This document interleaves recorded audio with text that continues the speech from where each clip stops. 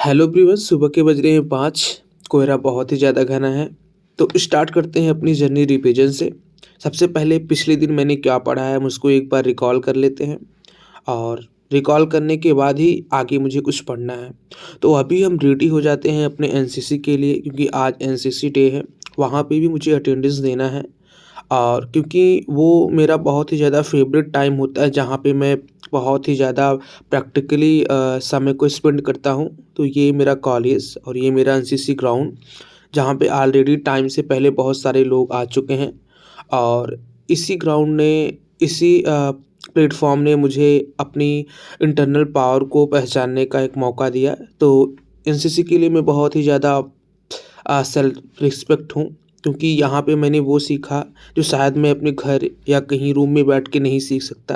क्योंकि लाइफ की क्षमता क्या होती है, अनएक्सपेक्टेड होती है और हम जैसा सोचते हैं बॉडी उस तरीके से बिल्कुल वर्क नहीं करती है, उसके विपरीत वर्क करती है।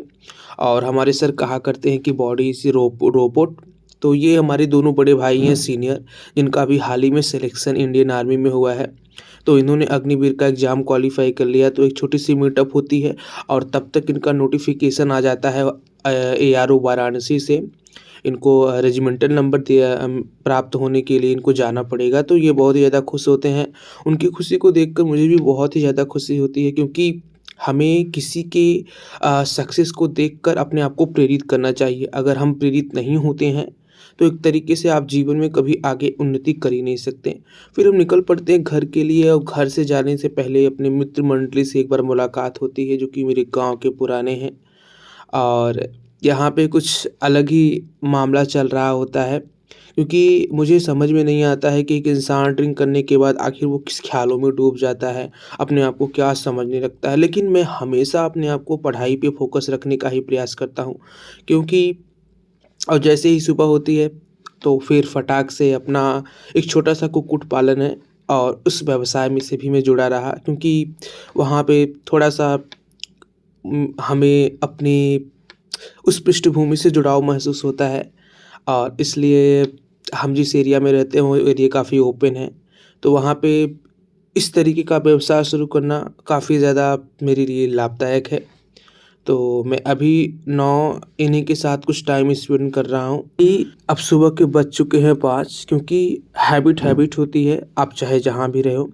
तो मैंने आपको पहले भी कई सारे वीडियो में आपने देखा होगा कि एक्सरसाइज मेरी लाइफ का एक पार्ट है। तो मैं घर पे रहूँ चाहे बाहर रहूँ, मुझे एक्सरसाइज करना बहुत ही ज़्यादा पसंद है और एक तरीके से एक्सरसाइज मेरी हॉबी बन चुकी है। और जब तक मैं एक्सरसाइज नहीं कर लेता हूँ तब तक एक तरीके से बॉडी खुद को संतुष्ट नहीं महसूस करती है और ऐसा लगता है कि जैसे जीवन में कुछ न कुछ अधूरा हो गया है। तो थोड़ी बहुत चिल्लर पार्टी के साथ मस्ती हो जाती है, क्योंकि पहली बार बहुत दिनों बाद घर गया हूँ, तो दोस्तों के भी साथ कुछ हँसी मज़ाक वाली चीज़ें और सैर-सपाटे, ये सब सारी चीज़ें करना मुझे पसंद है। लेकिन मैं एक चीज़ अपने दिमाग में हमेशा रखता हूँ कि सिचुएशन चाहे जैसी हो, मुझे अपने आप को किसी भी तरीके से डाइवर्ट नहीं होने देना है और मुझे केवल अपने लक्ष्य के प्रति हमेशा अपने आप को मोटिवेट रखना है। और मैं भले ही इन लोगों के साथ टाइम स्पेंड कर रहा हूँ, लेकिन मेरा पैशन मेरे दिमाग में चलता रहता है कि मुझे इन्हें कितना टाइम देना है, कितना नहीं देना है, ये चीज़ें खुद आप डिसाइड करना पड़ता है। तो फिर से हम आ जाते हैं अपनी रिवीजन की जर्नी पे और जैसे ही मुझे टाइम मिलता है तो हम फिर से अपने रिवीजन के स्लॉट को आगे बढ़ाते हैं। और ये रहा दिन का दूसरा दिन। ये हमारे ऐसे लोग हैं जिनको देखकर मैं खुद को एक्सरसाइज के प्रति मोटिवेट रखता हूँ और रखने का प्रयास करता हूँ, क्योंकि बहुत ही ज़्यादा फ़ायदे हैं एक्सरसाइज के।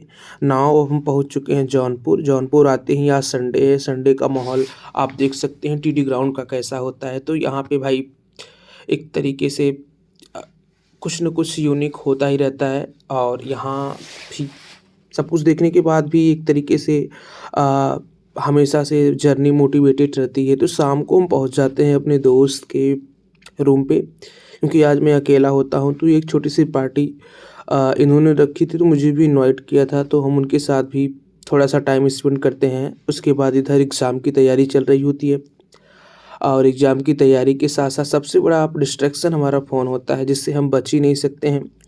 क्योंकि अगर इसकी लत हमें या आपको है तो मेरे ख़्याल से आपकी पढ़ाई को पूरी तरीके से डिस्ट्रॉय करने में बहुत ही ज़्यादा मदद करता है हमारा मोबाइल फ़ोन। क्योंकि मोबाइल फ़ोन इंसानों ने बनाया है और अगर आप मोबाइल फ़ोन को कितना यूज़ करना चाहते हैं, ये अगर आप डिसाइड नहीं कर पाएँ तो शायद आप मोबाइल के एक तरीके से ट्रैप हैं। क्योंकि आपका मोबाइल आपको चला रहा है अपने हिसाब से। कितना समय देना है आपको ये आप खुद डिसाइड करिए। तो यहाँ पे भी थोड़ा पढ़ाई का माहौल है, तो हम सभी एक साथ मिलके थोड़ी-सी ग्रुप स्टडी करते हैं भाई। क्योंकि सुबह-सुबह उठ के पढ़ाई मेरे लिए एक तरीके से औषधि का काम है और मैं पढ़ाई के लिए ही सारी चीज़ें कर रहा हूँ। तो यहाँ भी मेरा माहौल वही था और हम एक-दूसरे से पूछताछ कर रहे थे भाई क्वेश्चन वगैरह के बारे में। और ये मेरा बहुत ही क्लोज़ फ्रेंड है, इसका भी अभी हाल ही में इंडियन आर्मी में सिलेक्शन हुआ था, लेकिन इसने यह कहते हुए पोस्ट को छोड़ जॉइनिंग को लेटर को वापस कर दिया क्योंकि इसका पैशन कुछ और था और इसका ऐसे ही अनएक्सपेक्टेड सिलेक्शन हो गया था। इस छत का नज़ारा है, थोड़ी बहुत मस्ती होने के बाद फिर से हमें अपने रूम पे ही आना था। तो अभी खैर ग्राउंड पे आज नहीं आ पाया था, इसलिए थोड़ी बहुत प्रैक्टिस छत पे ही कर ली और फिर से हम अपनी 2 घंटे की जर्नी स्टडी में स्पेंड करने के बाद अपना जो भी रिवीजन, जो भी सिलेबस, जो भी टॉपिक मैंने मतलब सारी चीज़ें मेरी डिसाइड रहती हैं कि मुझे क्या पढ़ना है, कैसे पढ़ना है, कितना पढ़ना है। उन सभी चीज़ों को कवर करने के बाद फिर हम फाइनली पहुँच जाते हैं अपने रूम पे और ख़ैर अभी रेस्टिंग टाइम है, तो ये अपना रील देख रहा है, मुझे थोड़ा-सा पार्ट और रह गया है, उसको मैं कवर कर लिया और कवर करने के बाद फिर हम शाम को पहुँच जाते हैं ग्राउंड पे। फिर रनिंग करने के बाद फिर 9 शाम को फिर से मेरी स्टडी चलती है और अभी प्रिपेयर कर रहा हूँ उत्तर प्रदेश का मैप, क्योंकि मुझे इसमें सारे 15 मंडल 18 मंडल और 75 जितने भी ज़िले हैं उनको याद करना है। तो मेरे हिसाब से मैप एक बहुत ही ज़्यादा अच्छा ज़रिया होता है अगर हम उसको स्वयं अपनी सहायता से बना के चीज़ों को लर्न करने, याद करने का प्रयास करें तो वो बहुत ही अच्छे से याद हो जाता है। तो मैं कभी क्योंकि स्टडी में भी आपको प्रैक्टिकल होना पड़ता है, अगर आप प्रैक्टिकल होके पढ़ाई करते हैं तो चीज़ें आपको बहुत ही जल्दी याद हो जाएँगी।